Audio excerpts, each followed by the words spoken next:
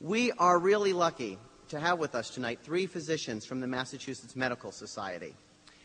But more about them in just a minute. We are also lucky to have with us, as our moderator, Madge Kaplan, who is the Senior Health Desk Editor at WGBH Radio.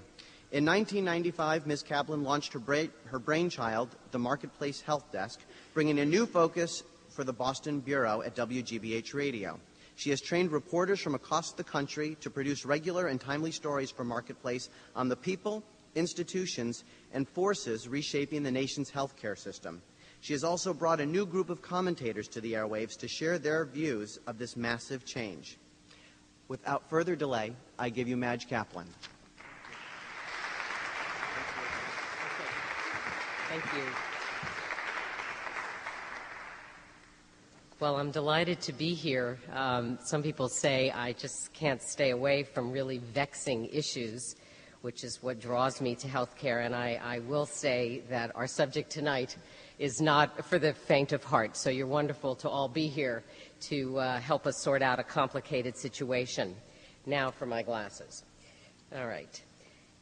There are many stakeholders in our healthcare system, many opinions about what works and what doesn't. Some voices are louder than others and tend to grab headlines.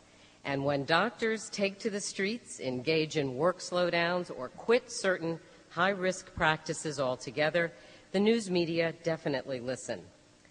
A new malpractice crisis is now the subject of a lot of written and broadcast and multimedia copy, and that's our subject this evening. I say a new crisis because some of the intrinsic problems with medical malpractice in the United States have bubbled up into a crisis before. In the past couple of decades especially, although I was recently reading about the malpractice crisis that happened in the 1800s. We will leave it to our distinguished panelists to help us understand what's different this time around and what they may see as some solutions. As a reporter, I would be remiss if I didn't note that our 3 guests this evening do not pretend to represent the full range of opinion and analyses that currently fuel a lot of debate about medical malpractice. Our hope this evening is that you, our audience, will bring some other viewpoints to the fore and challenge our panelists to back up their claims, and engage in discussion. Also, to clarify anything that you don't understand.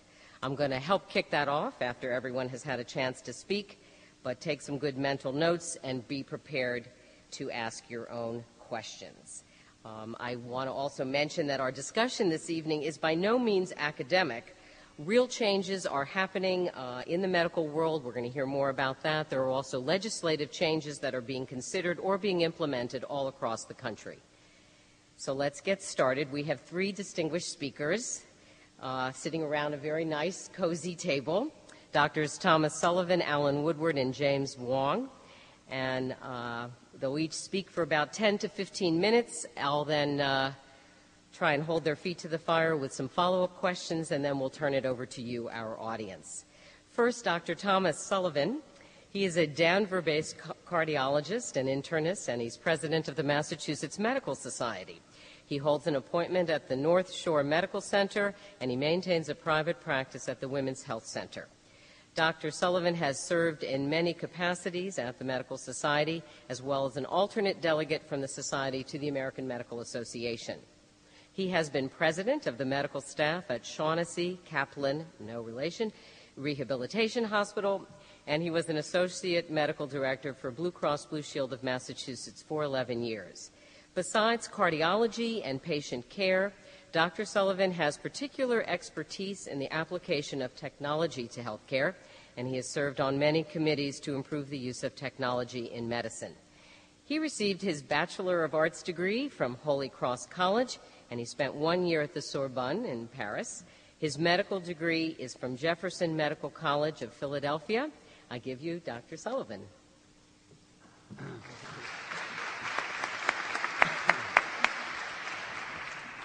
Thank you very much, Madge. Can you hear me all right? Okay, good. I hope so. The title of my presentation, as you can see on the slides, is the Professional Liability Crisis and the Meltdown of the Massachusetts Healthcare System. It's important that you understand that this isn't just a physician issue. It really is the healthcare system that's melting down, even though we bear the brunt of the professional liability crisis. And just to prove that point, we actually, this is a little brochure. It's called Why Care, and it shows the outline of Massachusetts with the tail end of a firecracker there. This was distributed to about 75,000 residents. We have a few copies in the back of the room, and this represents a brochure that we collaborated with the Mass Hospital Association, the Massachusetts Business Roundtable, and a number of other organizations helped to put this together. So it's not just the physicians and the professional liability crisis that's affecting all of us. Can I have the next slide, please? Now, I must compliment Madge and Tom for their omniscience, knowing all, and their prescience, the ability to see the future, because when they scheduled this topic, they couldn't know that today's Time magazine cover felt this is a national issue. I'd like to I'd really like to compliment you on your timing, and I'd say I think the man of the year is going to be the doctor who isn't there. Anyway, can I have the next? And this is an excellent article, by the way, so I recommend you. And it gives both sides of the issue, not just the physician perspective. So the healthcare system's in crisis. I'm going to talk a little bit about the facts behind our contention that the system is in crisis. Dr. Woodward's going to talk about some of our solutions, and Dr. Wong will talk about some of his personal experiences as a practicing OB-GYN. So the hospital closures are continuing. If you've been reading the newspapers, you know that the Waltham Hospital is the latest victim. It will formally close on July 29th. 33% of our hospitals have closed in the past 20 years. What's going on? This is, without getting into great detail, this is one of the signs of the crisis. The costs continue to rise. I think any of you who've tried to buy health insurance, you know your premiums are going up. It's not just medical malpractice premiums. Your cost of health insurance is going up substantially, 20% recently. Some have gone up 40% this year. There's no end in sight. And all of you have been shouldered with more of the cost burdens. Employers are asking people to pay more. The numbers of uninsured are increasing. We recently, we're all aware of the state's budget crisis and the fact that to recover that $3 billion loss, substantial cuts have been taking place. Mass Health, Medicaid has had to have substantial cutbacks unless the Senate proposed budget restores them. The number of unemployed in our state are rising. In anybody's terms, this is a crisis affecting everyone. So patients, physicians, purchasers of insurance, employers, insurers, everyone's dissatisfied with the current state of affairs. Next slide.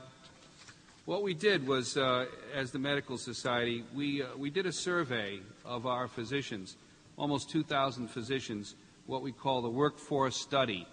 Just as labor economists do a survey to see what's out there, that's what we've done. And this was our second year of doing this, and it basically confirmed the findings that we noticed last year. So there are some critical shortages in certain very key specialties: anesthesia, cardiology, gastroenterology, neurosurgery. By that critical, we mean there's roughly perhaps 9 to 15% vacancy rate. These positions are not being filled. And then severe shortages, not quite critical, but on their way: general surgery, vascular surgery, and if you break a bone on a certain night or weekend or whatever, you're going to find trouble in certain areas of the state getting an orthopedic surgeon to take care of you. So those are the main findings, and I'm going to go into some details in the next slide. As I said, this is a survey where we got responses from approximately 2,000 physicians. 49% of the respondents said the number of physician applicants to fill existing vacancies is completely inadequate. 69% had difficulty filling them. 31% said the shortages forced them to alter the services they provide. So it may be that someone doesn't provide coverage, and that also goes into the professional staffing patterns in the next bullet. In some hospitals, if you come in with a head injury There's a neurosurgeon on call 2 out of 3 nights. If you're unlucky enough to come in on the one night, you've got a 30% chance of having to be transferred to another institution to take care of that injury. So this is becoming more commonplace. The next slide, please. The workforce study also showed the average time to fill a position is approximately 12.4 months. Now, you know, on the first data slide, I said that a number of unemployed are increasing. And here we are in an economy where people are saying it's too tough to find a job. Well, here are jobs that are open and waiting to be filled. What's the problem? It takes 26 months, more than 2 years, to fill an open neurosurgical position. That sends a very strong message. So in an area of significant unemployment, in an economy that's down, these jobs are going open, these positions are unfilled. It's just unconscionable that it takes this long to fill these positions in Massachusetts. Next slide. In the survey, the hospital department chiefs know what's going on at the local level around the state. And 54% of the chiefs in teaching hospitals said that the current pool of applicants was inadequate. But 87% of the chiefs in the community hospitals, in the suburban and some of the rural areas of Massachusetts, those are serious numbers. The staff retention is more difficult. So not only do we have trouble filling positions, but we can't retain the ones who come here and practice. All of the physicians, we all know of cases of neurosurgeons, radiologists, internists who've been in the community for several years, and just within the last several years last few years, have decided to pull up stakes and move elsewhere. Again, we can't fill the positions, and we can't retain the ones we have. Next slide, please. These same department chiefs in the hospitals have said they've altered services. 38% of the chiefs in the teaching hospitals said that, and 53% of the chiefs in community hospitals. Again, these are limiting the hours where clinics and specialty services are available, or limiting the nights on call where a specialist is available. That tends to be what happens. Some of them, the services that are limited, you'll hear from Dr. Wong, where people are deciding to drop high-risk services, where an obstetrician stops delivering babies in the prime of his career, again, pointing to a serious problem. And they've adjusted the staffing patterns, as I've said, less availability in general. The next slide shows what we call the Medical Society Practice Environment Index. This index is a combination of economic and non-economic factors. And without getting too much into a course in statistics or mathematics, there are basically 9 variables categorized under 3 major categories. You can see the workforce one, which I just talked to you about in the survey, the practice financial conditions, impact the environment, and the physician's work environment, the cost of maintaining a practice and the hours spent on patient care. When you put all these 9 variables together, you develop a number. That number represents an index. And let me go on to the next slide. This index, each of those data points on the index, the red ones being the United States average and the blue ones being the Massachusetts average, each of those points on the index represents those 9 variables put together. And we went back 10 years to look at the numbers. Again, the numbers of unfilled positions, the ratio of the cost of a house to the average salary, all of those things. We went back 10 years to 1992, actually 11 years, and we assigned 100, which is typical for an index, to the first year. The most important point is not to look at each point on the index. The value of all indices, and you probably are all familiar with the term the consumer price index, that's very much what this does. The value of an index is to show you the rate of change and the direction of the change. And you can see from this, the change is negative. And you can also see that in the first year or two, it was somewhat stable, but the rate of change has accelerated. We're going downhill. And Massachusetts in blue, if you look to the right of the screen, is considerably worse than the rest of the country. Now, there's a little dotted line at the very end of that blue line. You may not be able to see it. The end of the blue line goes to 2002. Because of the nature of an index, you have to get statistics from the prior year. What we did was, one of the things that's precipitating this crisis is that on July 1st, the average malpractice premium for 70% of the physicians in Massachusetts will jump 20%.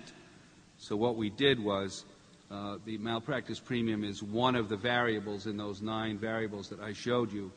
We assumed that every other one of the variables would not change.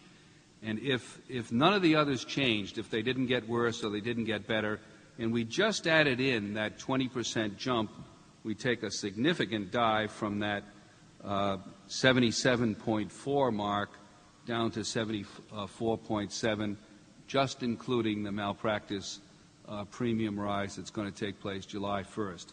And July 1st is like a ticking time bomb for us. Many physicians have said, that's it. We're going to give up, either retire early, leave the state, or alter services the way we've described before. Can I have the next slide, please? So, unfortunately, I hate to admit this as the president of the Medical Society, but I'm dealing with a lot of demoralized members. The profession is really demoralized, and 7% of the physicians said they're planning to leave very soon. 25% in the survey that I talked about before said they'll leave if the situation does not improve. July 1st is not an improvement. If you add these two, that's the equivalent to 6,600 practicing physicians who will either leave soon or will leave if it gets worse.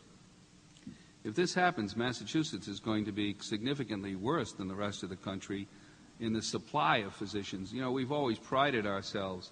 We've had more physicians per capita for probably 100 years in this state. We're really blessed by the wealth of our academic institutions and the level of care that we deliver here. And we're going to just be average if this happens. Average to me means mediocre. People won't be able to get the care they want when they want it. So the access issues, your ability to get the care you want when you want it, and the specialties you want it, is going to basically disappear. Next slide is, in addition, the future, the residents, again, we pride ourselves in Massachusetts. We're a phenomenal engine for training physicians who go everywhere in the United States and around the world. People are very, very proud to say they trained in Massachusetts. 35% of the residents and fellows in training plan to pursue their career in Massachusetts versus what we traditionally have had in the past, 50 to 55%. And this is because of the poor practice environment and the high cost of living in Massachusetts. And I'll just leave you with one statistic. Just a couple of years ago, this is not a new thing, but it's accelerating. A couple of years ago, we had approximately 78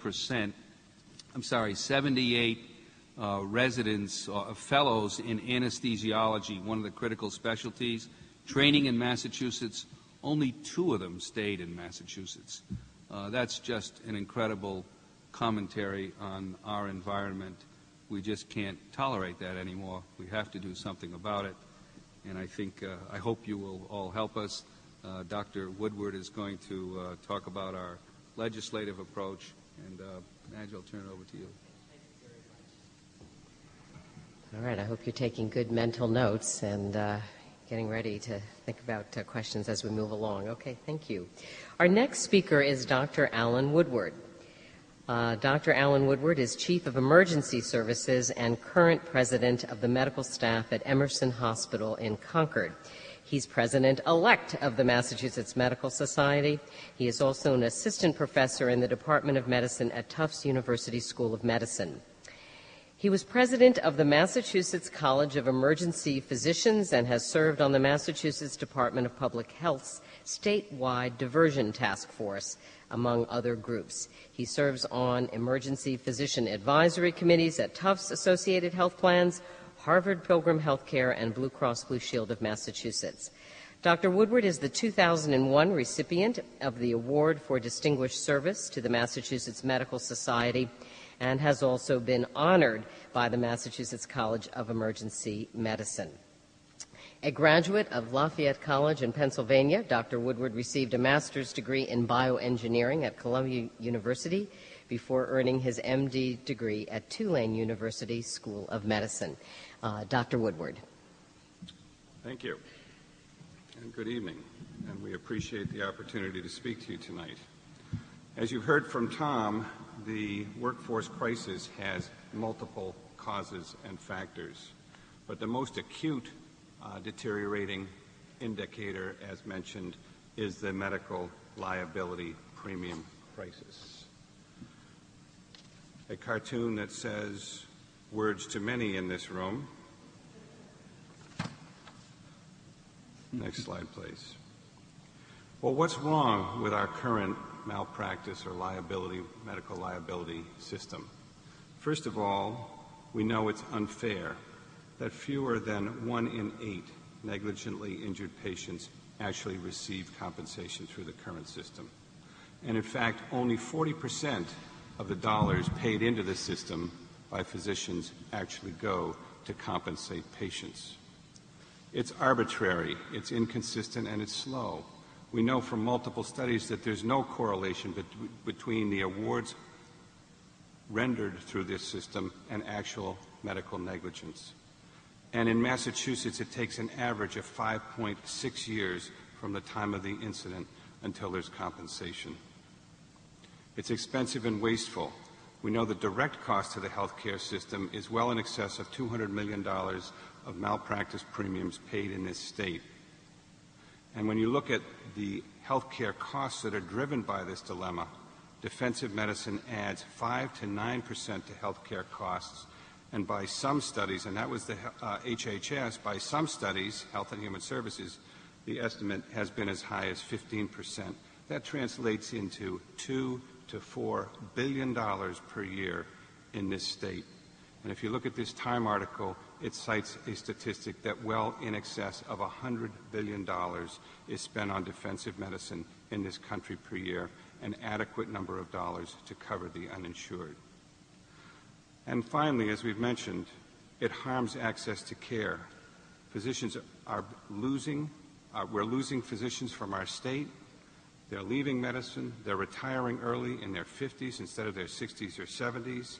And this is creating a crisis in access. We have 25% fewer obstetricians practicing obstetrics in this state than we did 10 years ago. We know in just the last year, 11 OB-GYNs in Western Massachusetts have stopped providing obstetrical services, and you're going to hear from one in a few minutes. In the Milford area, half of their OBs have stopped providing obstetric services, and at some hospitals, the last obstetrician has left town. And if you look in the Time article, it talks about, in many states, pregnant females now having to travel an hour or 2 hours to get primary obstetric care.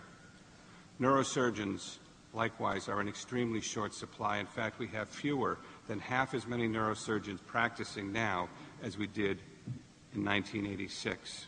We had about 150 then. We now have 61 plus some semi-retired part-time neurosurgeons, and it's one of the oldest average age specialties in the state.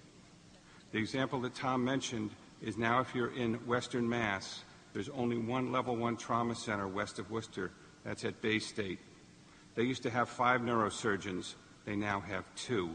And they've tried for more than 2 years to recruit a third so they could fully cover their on-call rotation. They've been unsuccessful. So now every third night, they have no neurosurgical coverage, which means if you're injured in a motor vehicle accident or through other mechanism or have another neurosurgical emergency in Western Mass and you arrive at Bay State by ambulance, you'll ultimately be transported to Hartford or to Worcester for care. Why are those two the most significantly impacted? Well, as you'll see, these are the typical 2002 rates for malpractice insurance in this state. And point out down at the bottom, OB-GYN at that time was $84,000. Well, come this July, an obstetrician who wants to deliver just one baby will have to pay more than $100,000 for malpractice insurance through ProMutual, and ProMutual is the major insurer covering more than 70% of the physicians, as was mentioned. Where do we stack up relative to the rest of the country? We have some of the highest premiums, as you'll see on this graph. This is from 2000 data, and actually we have inched up. We were number 12 at that time. We're now probably higher than that, and when we reach over $100,000, we'll be up in the top 10. Next slide. So what's happened, and these are ProMutual premium increases. 2 premiums in Massachusetts for liability insurance. They've been going up exponentially, as you see. They were relatively level through the 90s. Then they have risen so that by 2000 they rose nearly 10%, then 14%, and this year it'll be 20%.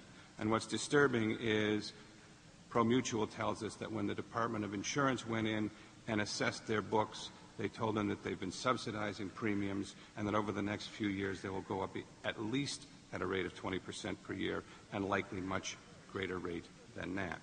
And this does not include the losses of discounts, which can be superimposed on this, so some physicians are experiencing increases much greater than 20% this year.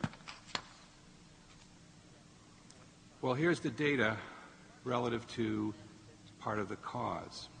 The black graph there, and these are years 1991 through 99, and this comes from the Board of Registration in Medicine. What is the number of claims in Massachusetts by year? It's ranged from a low of 244 to a high of 320, which was back in 1991, so it's hovered right around 300. There's been no significant increase in the annual number of claims against physicians. The other red bar shows you that the average payments have risen dramatically from $251,000 per payment to $384,000 through 1999.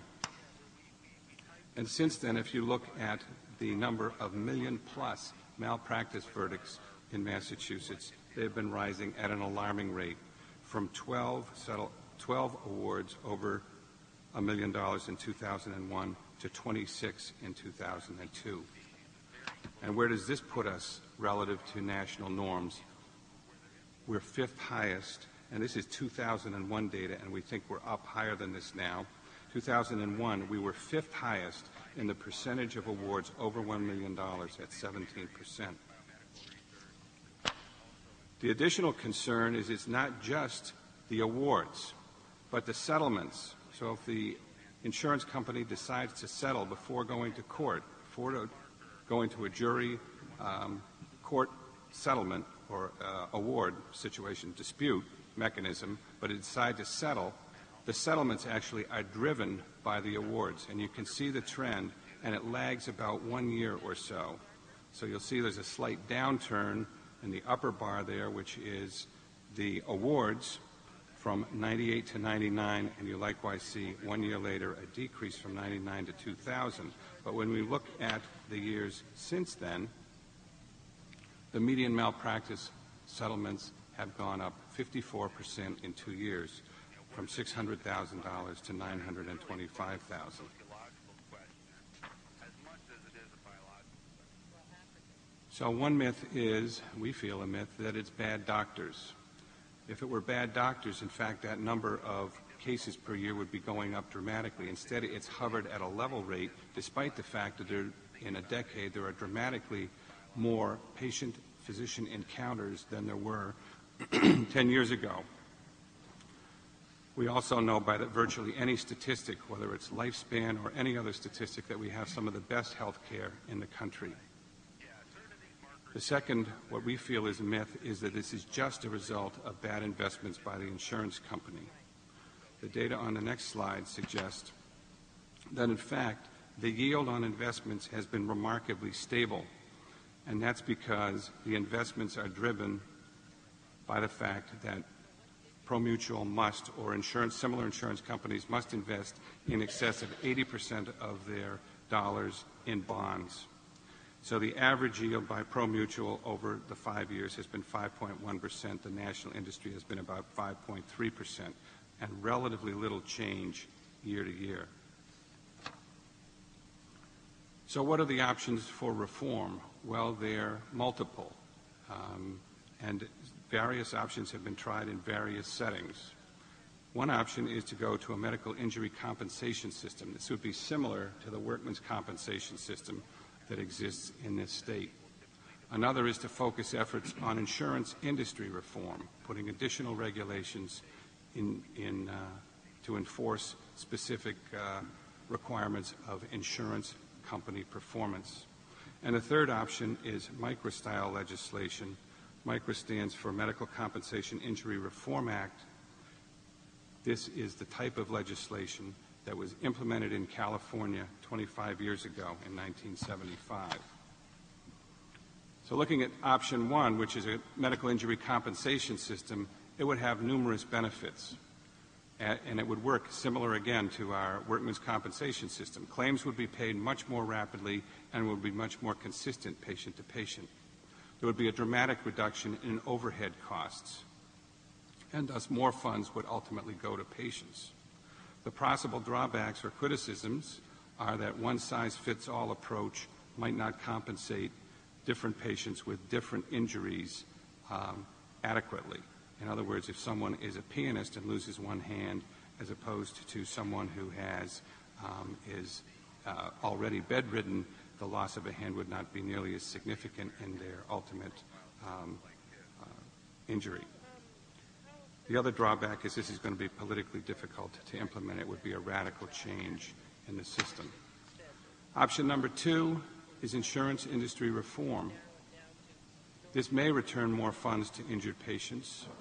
It might ease the insurance cycle, like saying you can only increase dollars by X% per year. But we don't think it would even start to address the inefficiencies in the current court system. And the experience in other states that have gone this route is it would drive insurers out of the market. And many states across this country have seen in the last year 75% of the insurers leave their states. This is a phenomenon we saw in this state back in 1975 when virtually all of the insurers left, and the Joint Underwriter Association, which is the precursor to our current ProMutual system, was established by the legislature as a result of no insurers interested in an open model, competitive model in Massachusetts. The third option would be MICRA-style tort reform. Again, this is modeled after the California legislation, which was enacted in 1975. As I'll list subsequently, there are multiple components to this tort reform legislation. Subsequently, it has been enacted in whole or in part in 24 other states. And our current Massachusetts and the federal legislation that is being discussed is modeled after MICRA for the simple reason that it's been implemented and it's been effective. And documentation of its effectiveness is shown on this graph. The national average premium increase has been 505%. Across all the states, the average premium increase in this period of 25 years has been 500%. The California premium during the same period of time has gone up 167%. And we hold the dubious distinction in Massachusetts that our premiums going into the insurance companies have risen more than 2,000% and puts us in the top 5. So the Massachusetts Medical Society legislation is introduced, we feel, based on MICRA, would restore balance and fairness to the system. It would eliminate the exceptions to the existing $500,000 cap on non-economic damages that was implemented in the 1986 legislation. There is no limit on compensation for medical care or lost wages or any economic losses. It has other provisions. It would make defendants proportionally liable, thus eliminating what's called joint and several liability.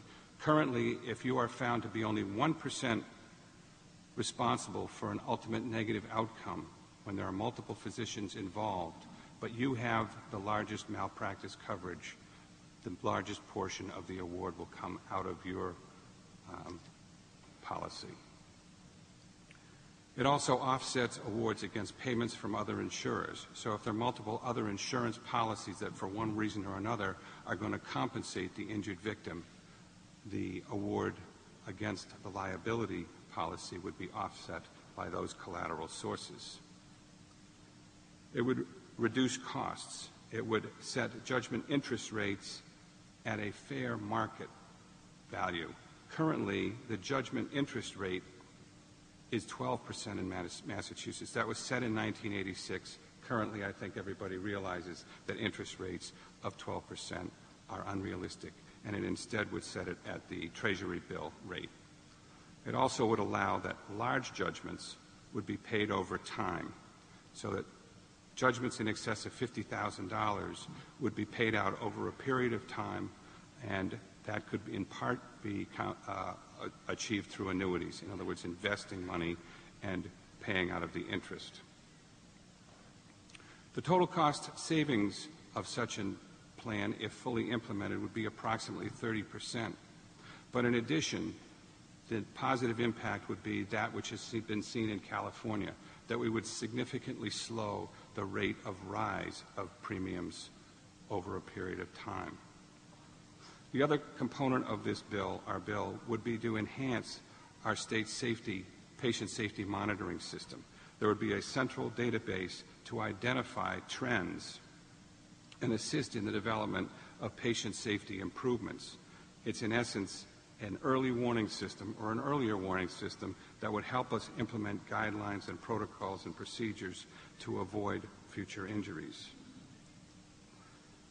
Hopefully, we as California can now take a step forward and implement comprehensive tort reform or reform of the liability system before the access crisis for patient care compromises patients and provides the hardships that we're already observing.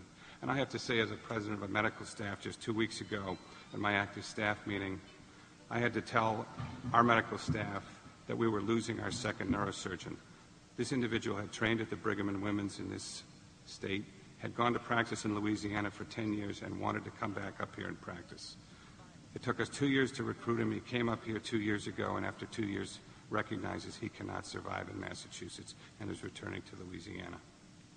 Likewise, at the same meeting, I had to tell him that one of our cardiologists who trained at UMass, has been in this state practicing for nearly 10 years, directly out of his residency, is leaving to practice in Chicago. My concern as an emergency physician running an emergency department is I rely on the backup of specialists on my on-call board to take care of patients, whether they're having a heart attack or they're critically injured from a motor vehicle accident. I need to have surgeons and physicians on call who can come in and admit patients, take them to the operating room, and care for them during their hospital stay. Increasingly, we're seeing that at many hospitals, and increasingly at mine, that there are gaps on that on-call coverage system, much as I reflected. It's worse in the western part of the state and some rural areas. But when we're now down to 61 neurosurgeons in the state and have 72 remaining hospitals, it's quite clear to see that we have a huge gap as far as adequate coverage at all of our acute care facilities. Thank you. Thanks, Dr. Woodward. Okay, our final speaker is Dr. James Wong. He's an obstetrician, gynecologist practicing at the Women's Health Association of Western Massachusetts.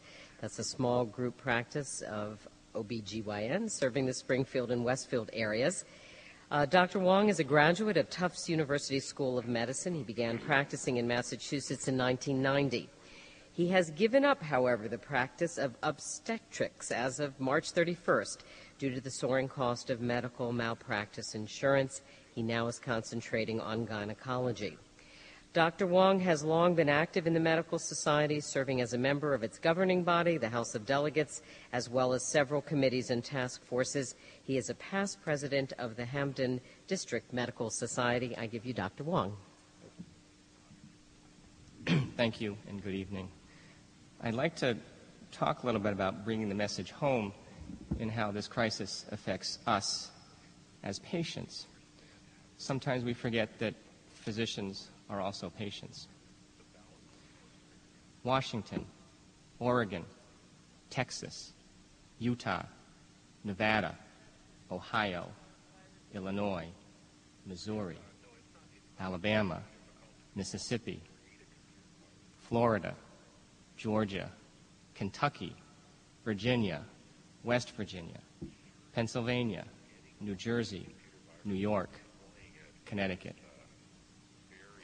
The American College of Obstetrics and Gynecology has identified these states with medical liability crises that now threatens the ability of patients to obtain obstetrical care. We in Massachusetts have taken pride in the fact that we traditionally have been leaders in technology, medicine, and social change. We are not on the list yet. But it is our responsibility to make sure that the Commonwealth does not find a place on that list. There is an impending crisis in the state.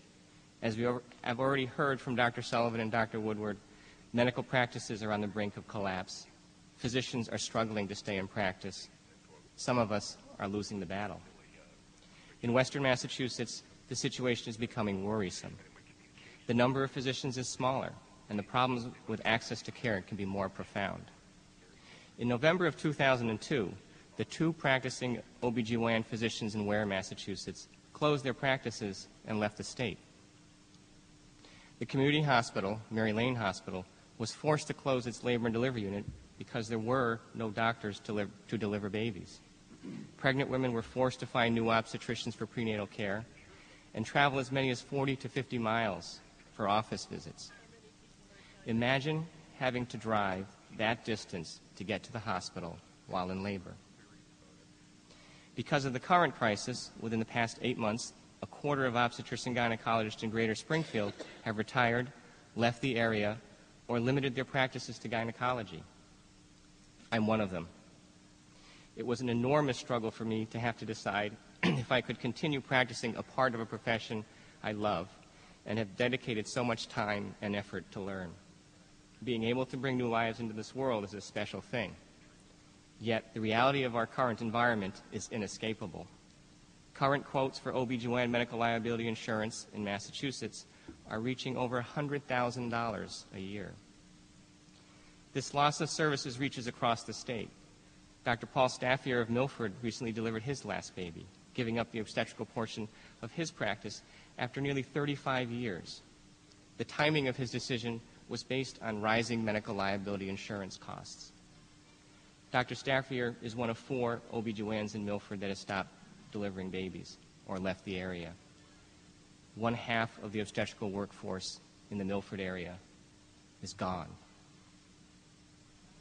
Patients, once again, have to look for new obstetricians. As we lose experienced physicians, we may deprive patients of the skills of those practitioners and compromise the education of younger physicians. Experience in medicine is an invaluable commodity. In one large OB-GYN group, the senior partners have stopped obstetrics. Of the 5 junior physicians, the most experienced obstetrician has 9 years of experience in clinical practice. Our concerns are not limited to obstetrics. There are worse shortages in other specialties. As Dr. Woodward alluded to already, we've seen instances of these. Imagine being the parents of an 8-year-old girl injured in a sledding accident on a snowy day. Imagine learning that she was bleeding into her brain and that she needed emergency surgery. Now imagine that the surgery couldn't be done. There was no neurosurgeon available to operate. That is what Maggie Walsh and her family experienced in January. She had to be transferred from Springfield to Hartford for surgery. Fortunately, Maggie's recovered. 1 out of 3 nights, there is no trauma neurosurgical coverage in the Pioneer Valley. This situation persists after months. Despite active efforts to recruit neurosurgeons, none have come. Across the state, as Dr. Woodward mentioned, the number of practicing neurosurgeons has dropped by more than half since the 1980s. 61 full-time neurosurgeons practice across the entire Commonwealth. Currently, patients with debilitating pain needing appointments with neurosurgeons typically are waiting 2 to 3 months. As the number of remaining physicians decreases, there's an increasing demand on their services. More patients must be cared for within the limited time frames. That means longer waits for appointments and shorter appointment times. Shorter appointment times may result in inadequate time to appropriately diagnose, counsel, and treat patients. The Massachusetts Medical Society Physician Workforce Study concluded that Massachusetts is experiencing a shortage of all physician specialties. Imagine you're having a heart attack and there's no cardiologist to care for you. Imagine your daughter or son is injured in a car accident and the trauma center is closed. Imagine your wife or sister or daughter is 8 months pregnant and her obstetrician can't afford to deliver babies anymore. Imagine your family doctor, who you have come to know and trust, leaves the state. Imagine you have a lump in your breast and the surgeon's earliest appointment is 2 months from now. Now imagine that this can really happen, because it can. And it will if we don't do something about it. Thank you.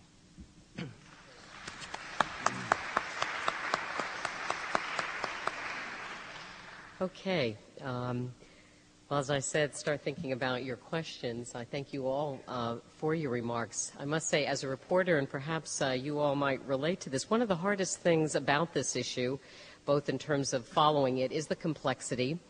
And a lot of impressive research has gone into the presentations that we're hearing this evening, and yet I can tell you there is tremendous debate and disagreement.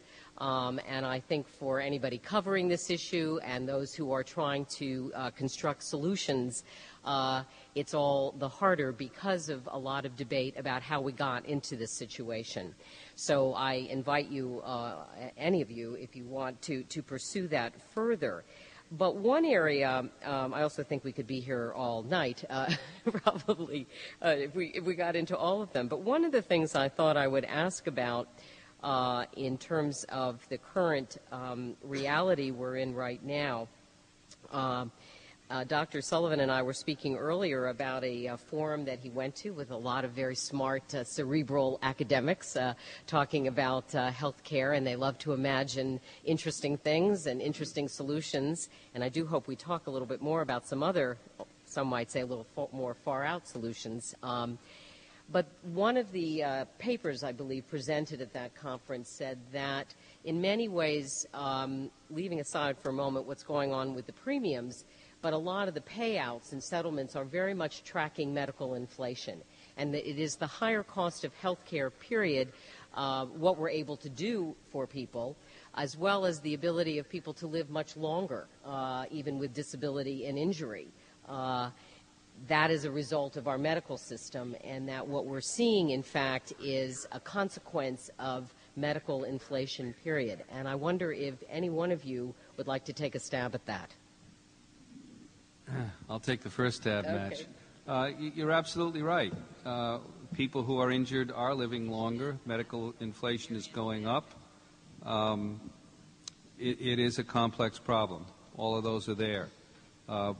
Our short-term solution that you heard in the Massachusetts Medical Society legislation basically says we do not favor limiting or curtailing economic damages. The cost of an injured person who loses their job or who requires very expensive care, our legislation, our proposal, does not limit that care in any way. We want to, as one of the 6 elements of the bill we filed, put a reasonable limit on non-economic damages, commonly called pain and suffering. So you're right that it does not address the medical inflation issue. That's a much more difficult issue. we all know that technology and the demand for services has skyrocketed.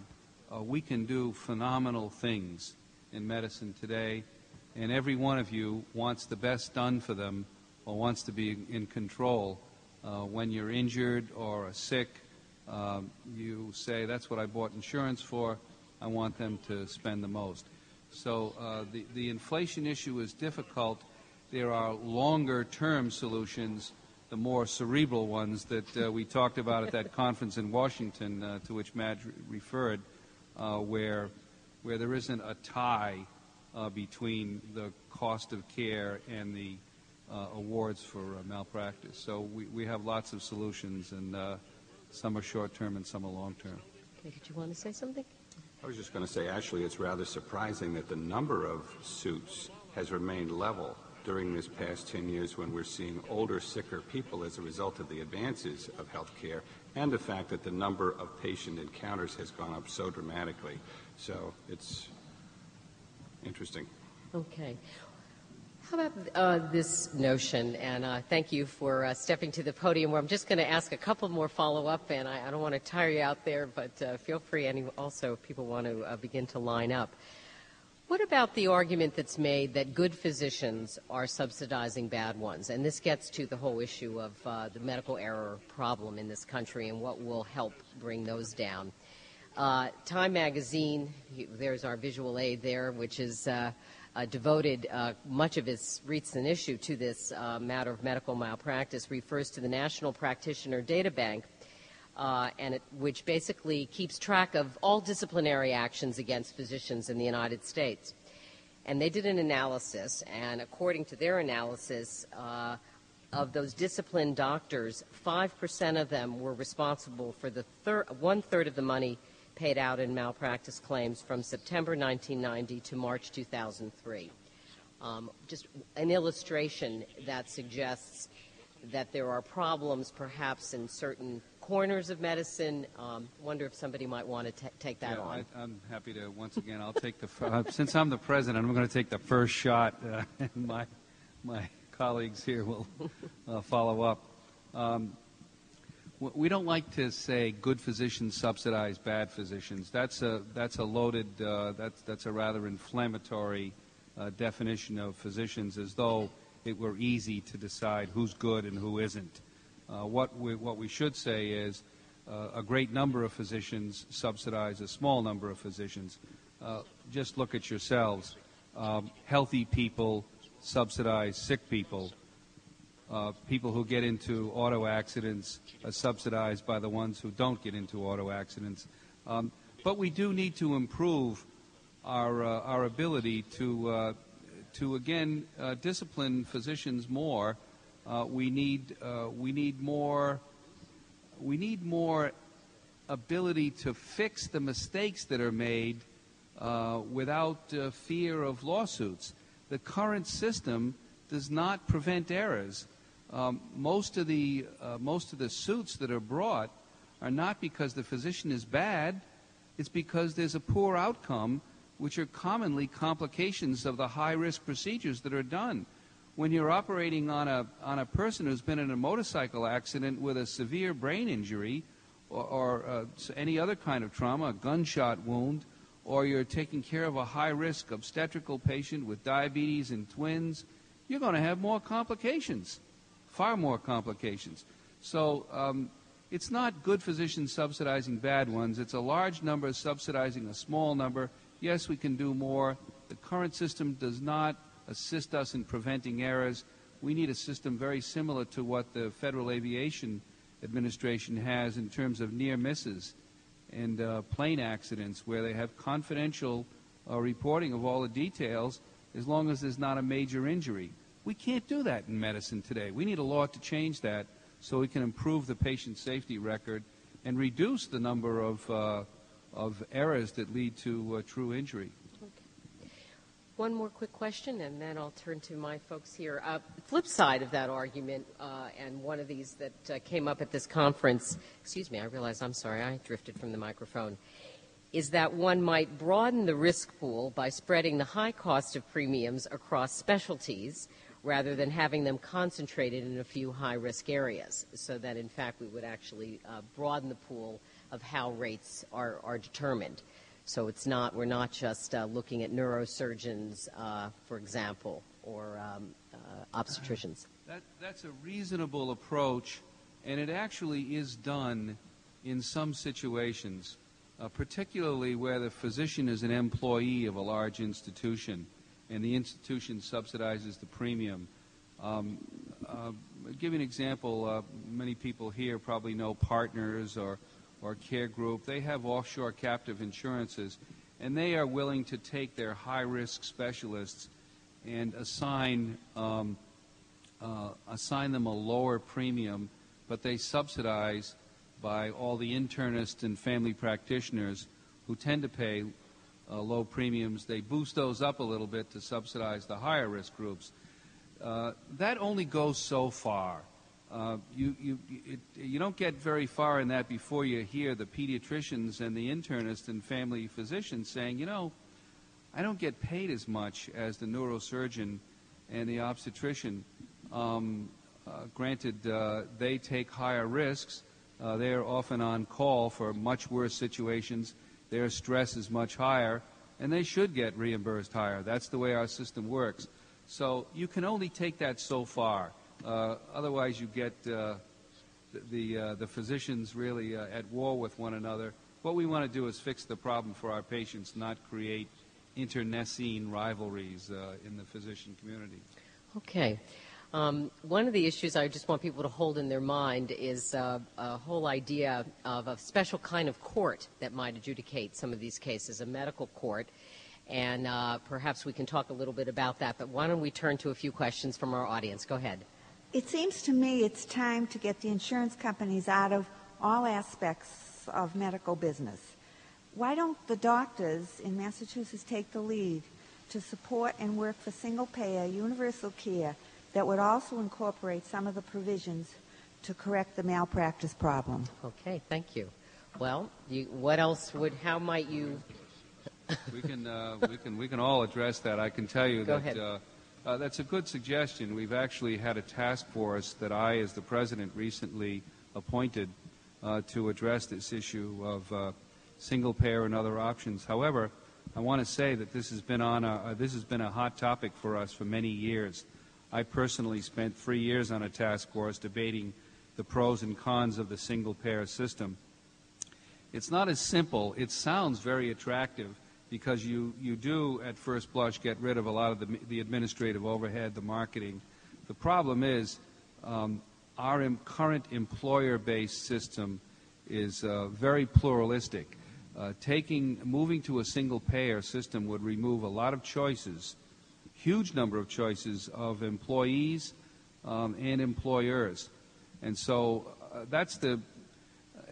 our current employer-based system has grown up over 50 years, starting after World War II. It's very different. And when we've talked about a radical change like that, most people come back and say, we don't want a radical change. We don't want everything to be mass health, or we don't want everything to be Medicare. When you have a problem with Medicare, where do you go? When you have a problem with your Blue Cross, or Tufts or Harvard, you can probably talk to someone. But anyway, it is appealing. We have been studying it. We're going to continue to study it. But I can just tell you that when the huge polls have been taken across the country, most people say, I want more choices. I want to keep the current employer-based system, and let's make incremental change. And when we polled the legislature on the same thing, they give us the same response. We'll fix what's broken. Don't force us into the single payer. Again, we're still talking about it. It's a reasonable suggestion. And as you know, one of the Democratic candidates for governor, that was a major part of Warren Tolman's platform. So it is still being discussed. Go ahead. But we've had a strong policy for years that we're in favor of universal coverage. It's just a member of... We've been trying. We've been working on it. We've been vociferous in our opposition to the cuts and our advocacy for an increased coverage. We believe everyone should have access to basic health insurance. Absolutely, and it's not us that we're petitioning the legislature. You have to get the legislature and help us to do. We need reform. You're absolutely right. We're a small voice. We've been trying to lead on this topic for many years. All right. Okay. Well, we hear you loud and clear. Thank you. Your question or comment? Good evening, gentlemen.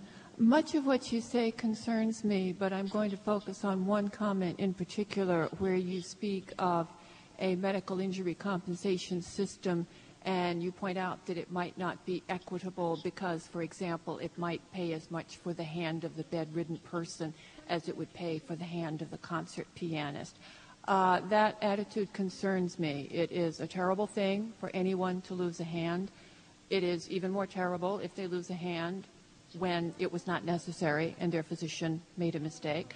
And I would like to point out that years ago when my aunt was bedridden for about 5 years, back in the days when many people had tuberculosis and she lost most of one lung, she used her hands to do beautiful, elaborate crochet work, which she sold to bring in money for her family.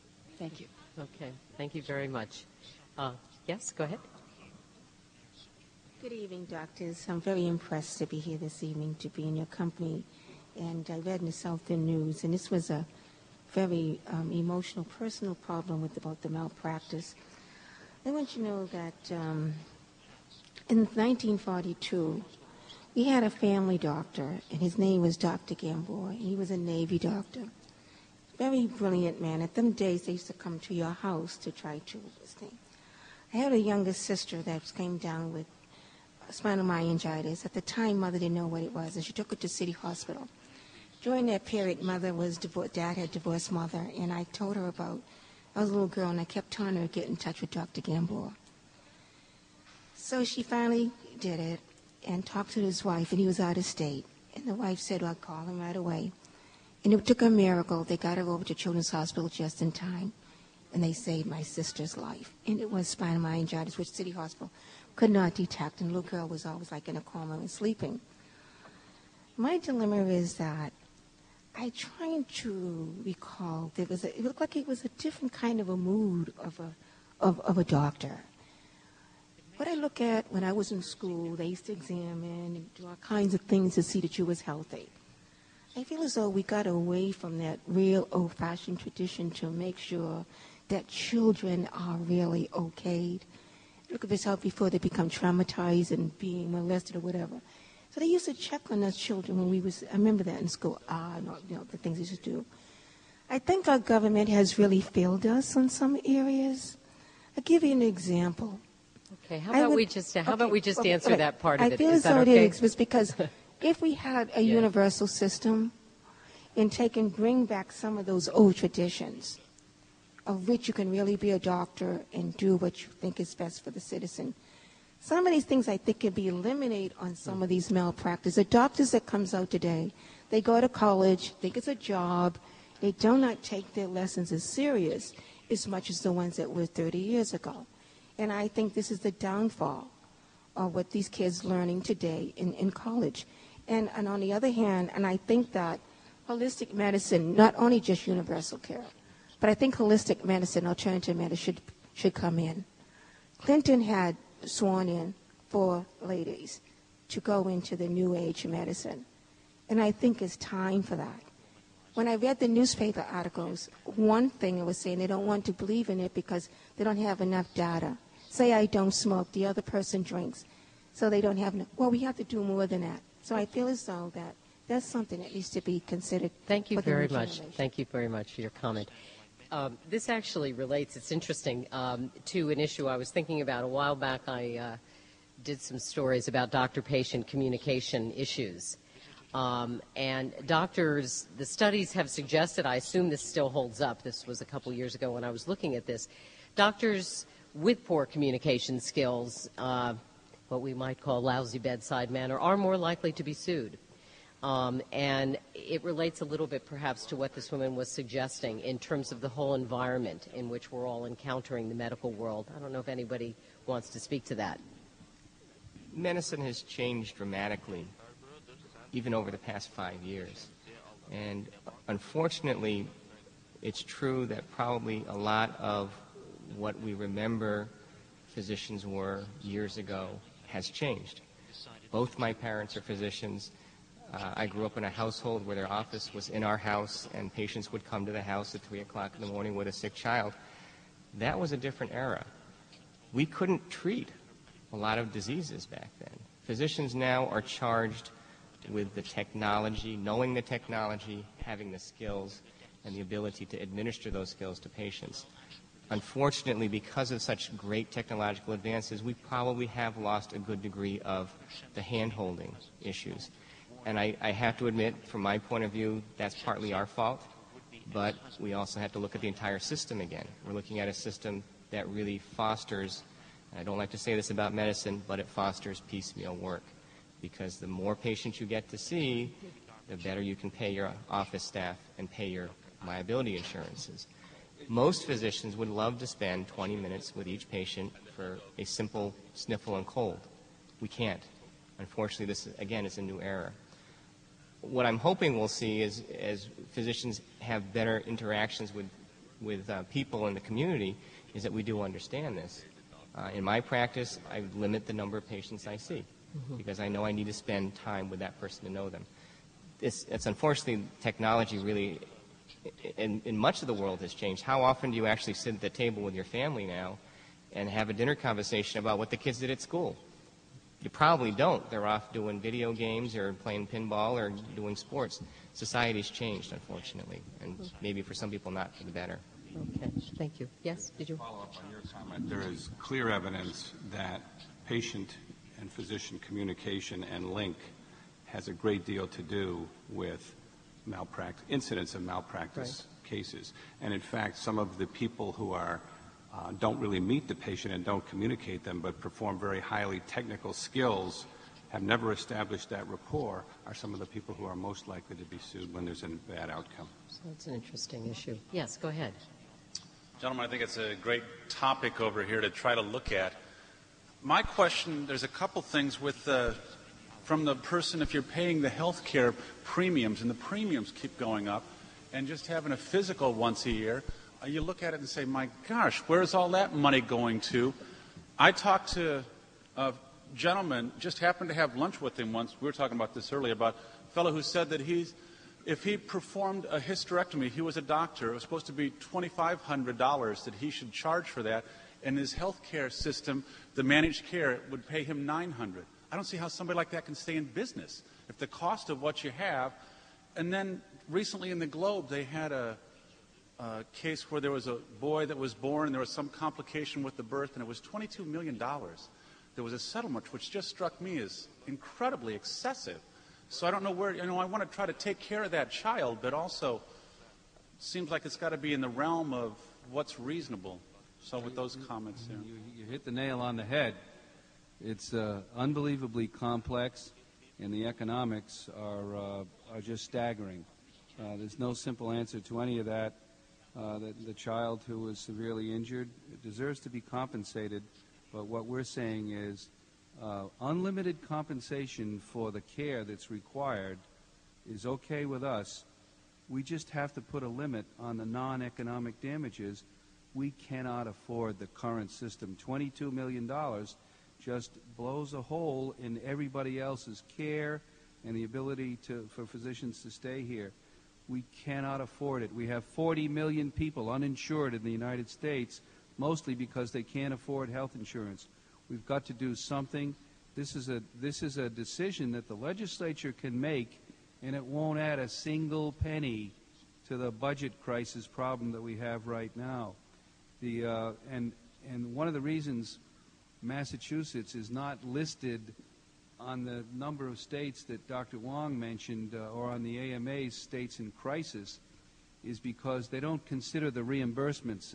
They just consider the level of the malpractice premiums. They don't take into account the fact that it might cost $2,500 and you get paid $900. Massachusetts reimbursements is one of the lowest in the country. And yet, we're not asking for any significant change in that, in any of the. We just have to, frankly, buckle up and live with that system But you're right, it's extremely complex. Before we get to our next questioner, and I realize time is rolling, I just want to make sure we get this in here this evening. What about a very separate system for working on these cases, adjudicating these cases, a medical expert court, similar to some other specialty types of courts, a tax court, patent courts, other areas? Maybe you could just quickly explain what that notion is and who may be pushing it. Just finishing off, because it ties in, $23 million for that one baby was more premium than taken in from all of the obstetricians in the state last year. So you take all of that money, and yet there's several hundred other cases pending, and that also drives the settlements.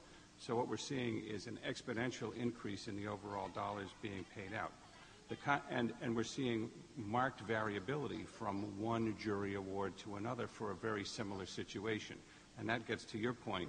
What about either using blue ribbon juries which are trained and know something about the regulations in this arena and what's reasonable compensation, or going to a medical court system? And clearly we would support either of those mechanisms. The medical court system is where there would be a judge and an expert panel that would be determining these cases, perhaps a tribunal of judges. And there... We have a different kind of tribunal than what was proposed by Madge, and the medical court system is one of the proposals that came out of this conference we talked about in Washington, mostly espoused by Philip Howard, who's a prominent attorney in Washington, who has a book called who has a group called Common Good. He's written a book called The Death of Common Sense, as I remember it, and that is one of his proposals. That's a longer-term solution, but we, again, favor that. And there are a number of other solutions to help deal with this. Complex problems don't have simple solutions. Okay. Go ahead. I have a couple of questions. The first, Dr. Woodward, you raised the very high cost of defensive medicine, and I'm wondering to what extent your proposed solution would actually address that, because physicians would still face the possibility of malpractice, and so, why wouldn't they continue to practice defensive medicine? And the other question has to do with the possibility of shortage of physicians. I mean, you raised several frightening scenarios where physicians wouldn't be available to provide needed care. But in Massachusetts, as you just mentioned, Dr. Sullivan, there are low reimbursements. We're a high-cost state, high real estate costs. There's high penetration of managed care here, and there's other reasons why physicians don't want to practice in Massachusetts. And I'm wondering to what extent, or where do you rate the malpractice crisis in Massachusetts relative to these other factors? Thank you. It's a good question. I was wondering the same thing in your index, what may be also driving down. It actually, the malpractice crisis, although we talked about it generically, it hits an individual physician. Each one is individually different. So I'd say in the high-risk specialties, neurosurgery, obstetrics, orthopedics, it's their number one issue. If you're a pediatrician, an ophthalmologist, a family practitioner, it's not as high on the scale in terms of priority. Other elements become important. And it's very different in every family. Many physicians, as the rest of the world, are married. There are dual income families, a lot more common than in the days, the nostalgic days of the 40s or so. And so some physicians who are married, whether it's male or female, to high-income spouses, feel that they can endure the problem. There are many two-doctor families now. They're willing to stay in Massachusetts, fortunately, because they can make it together on both of their incomes. But it really strikes each individual physician depending on their circumstances, high, low risk, and all the other elements. What about the question about the defensive medicine? Yeah. The safety issue is clearly very concerning, and these MICRA alone implemented is not going to fully resolve that, but at least if it's a fairer, more equitable system, there would be less anxiety. But there has been federal legislation proposed about patient safety legislation that would develop a confidential system, and what we've included here is at least we would see early trends in litigation that would propose guidelines early, or hopefully earlier than the current system, to address systems problems where it's clear that there's a pattern of negative outcome. Okay. There are two other issues that bear on this very quickly.